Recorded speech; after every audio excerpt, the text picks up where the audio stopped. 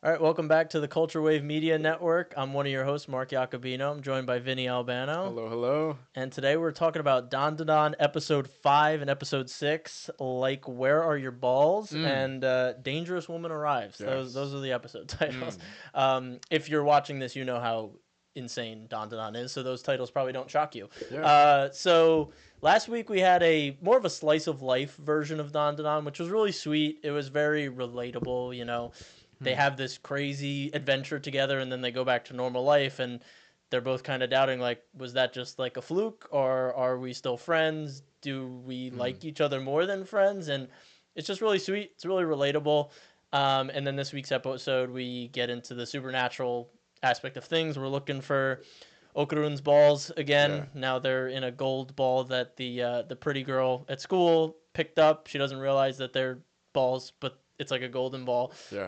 Yeah. And they fight a deity that is a mother that we don't know who she's the mother of, but she claims everyone's her offspring. Yeah. So I want to start with last week's episode. How did you feel going to the slice of life? Did you enjoy the switch up tonally? I did actually. Yeah. I actually really liked this episode more than I thought I was. At first, I was a little hesitant almost, like the way they opened up the episode, and I felt like, okay, we episode 4 was crazy. We talked about it, so action packed. You had the Lone Rider sequence or Lone Ranger sequence, which is amazing. And then I was like, okay, this is a huge change of pace. But I really enjoyed it. I think it's genuinely funny. Yeah. Like there's genuinely moments where I was giggling, and I love seeing the chemistry between these two. I honestly haven't seen such shonen chemistry in between two romantic characters in a shonen manga anime in a very long time. That's done like I'm engaged in this because I think it's funny, and it's also just like they're two really whimsy, and they what's the word, they Quippy. quippy. They quip off of each other so well. Like they're kind of lovey, and then they start like arguing the next second, Right. and it's done really well. Where I don't think there's a lot of modern shonen or just kind of shonen in general where it does romance like that well. Yeah. So I really enjoyed it. I also was intrigued with the Turbo Granny at the end, where now Turbo Granny kind of exists within this cat doll. Yeah, yeah. So I really enjoyed this episode. I thought it was sweet and overall a nice change of pace. Yeah, yeah, I agree. I think they do a really great job of making it super relatable. I think everyone in their life has had this exact scenario where you like someone and you have an interaction and it goes really well, and then you're like, do they like feel the same way about me? I don't know. And then you see them and you freeze and you're like, is it awkward? I don't know what to say, so I'm going to avoid them completely. And then we just have these really nice moments where we flip between the two characters in the class, thinking about the other character. Like, should I say something? Should I not?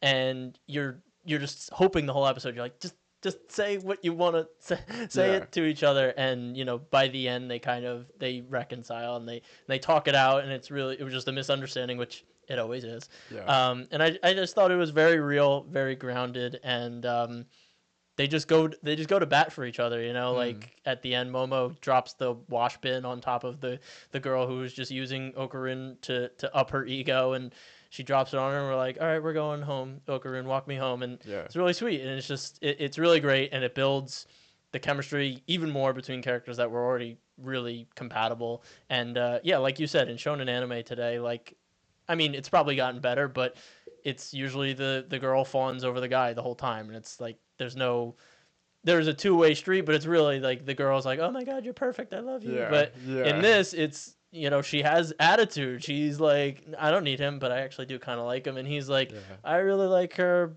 but like also she could be mean sometimes. And it's just they play off each other well. So I really liked last week's episode. Yeah. Getting into this week's episode, we have Turbo Granny now a bit more involved. She said she hid the balls, right? And now they need to find them, but she doesn't know where she hid them. She essentially lost them. Yeah. And now they need to find them. and we see that the pink haired girl finds them. We have this really funny sequence where she's like, I'm divine. Can you buy me these things? And she gets like a cross. Yeah. And it wasn't a Bible, right? What was it? I forget what the book was. But she got like a cross that ended up being a lighter. So she's like, why is this Yeah. cross so slimy? Yeah. And it's like a running joke. And then in the end, it's like a lighter and it helps them out. What was the book? I feel like I'm she was reading out of the book at one point and it was just like absurd text or something. I don't know. I'm trying to find it. I think it was like a book on like ghosts or something. Yeah, like exorcisms or something. So just really funny, like a good sense of humor. And so now we're looking for his balls. I remember last time we talked about this, I was like, I thought he got him back, and you're like, no, he just got the shaft back. And then I was watching, and then they said shaft. I was like, oh, okay, yeah, Vinny was right. We lost just the balls. So, yeah, I know, Darian, this is ridiculous. Yeah. So now we're kind of back into the supernatural element of the show. What are your feelings moving forward? Do you think they're? I guess they are. Do you think they're setting up like the pink hair girl to like join the crew, and then we're gonna have like the 3-person crew, and they're kind of gonna build out this group to eliminate threats that are supernatural, and then also like aliens if aliens do show up. Yeah, no, 100%. I think she's gonna be involved, especially knowing that now after she came in contact with the ball, she has Balls. balls. One ball. Yeah. Yeah. She has supernatural abilities now. She could see. So she, I think, will be involved. However, do we want her to be involved? Because she's kind of a bitch, Yeah, right? she's really feeling So- herself. I think it's kind of funny. I like her scenes where she's like, well, I'm the prettiest girl in the school. I need to exercise to see her. I think it's pretty funny. And I think her being humbled by Momo and Okarun will be a really cool dynamic because, like, Momo's personality is so large and so abrasive in some points that it's, like, the perfect personality to humble her. And I think that dynamic will work. But I agree. If they don't do it well, she will be a very annoying character to follow all the time. So let's see. I know in the preview for next week's episode, we get a little bit more insight within that flashback we saw, where when she was like a girl, Right. and she's reaching out to what seems to be this ghost almost that they're fighting here. So yeah, I'm interested. That's really all I can say for that. Like I hope that she has a bit of a character growth. Obviously, like they keep her like how she is, but don't make it like that we hate her. You know? Right. So yeah, I actually really quick while I'm talking here, I want to talk about. I love this show's use of storyboarding and like just shot composition. In last episode and this episode, there's so many just. It's so beautiful. It's so clever the way they use the shots, particularly in last episode where like, we're getting the two perspectives between Momo and Okarun, and we're cutting back and forth. But like we have that shot where like they're both sitting down, like like across from each other, and they don't know it. Yeah. Or like Momo's going this way in the hallway, and then Okarun's going this way in the hallway, and like just really cool shot composition, especially even in this episode with the fight scene. It becomes all pink, and the way characters are revealed and they move around within the space is so cool. It's so cool to watch. Yeah. Yeah. You said it better than I could. So totally agree. Yeah, it is interesting that they do a little bait and switch when they introduce this mother demon where she's like, I'm your mother. And then you get this flashback of the girl and she's like, it looks like she's looking for her mother. And you're like, oh, is she actually related to this demon? Did her mother like tragically die and has been searching for her? But then she calls everyone her child. So then it's like, okay, so that was a bait and switch. But it's still, like you said, still opens that door for a nice tropey anime backstory that she lost her parents or something, and that's why she's not confident. Or that's why she covers her insecurities with a over the top ego. I'm the most beautiful girl in the school. So I think there's a lot of depth that could be added to her, which is good. And it ends on I was surprised it ended on like a not a cliffhanger, but it ends before the battle starts. I was actually very surprised. I thought we were kind of on the track to do like a demon or a monster a week, but it looks like they're gonna kind of stretch this out. So Yeah. it's interesting. I'm curious if the demon does end up being a little bit more interesting than just like a monster of the week kind of thing. Yeah. I'm also curious to hear your opinions on this too. Yeah. Is that we're only 6 episodes in, Mm-hmm. and there's already one ball. Right. Yeah. And I'm assuming Okarun, like most men, have 2 balls. We can assume So that. yeah, so yeah, I feels a little quick. Maybe he doesn't get the ball by the end of this, but it's almost like I'm curious for someone who hasn't read the manga where they're gonna go, because it's already like we're already going so fast. Like Yeah. his objective is already here right in front of us. Right. Well, So I think I mentioned in our episode 4 review, I was like, I don't know where this story goes because, like you said, it feels like everything's kind of in the area to be solved within the next couple episodes. So, I think Turbo Granny, it's like she's a big factor here because she's essentially freed when he gets the ball back, right? Or something like the powers go back to her when he gets the ball back, and then they're kind of square, they move on.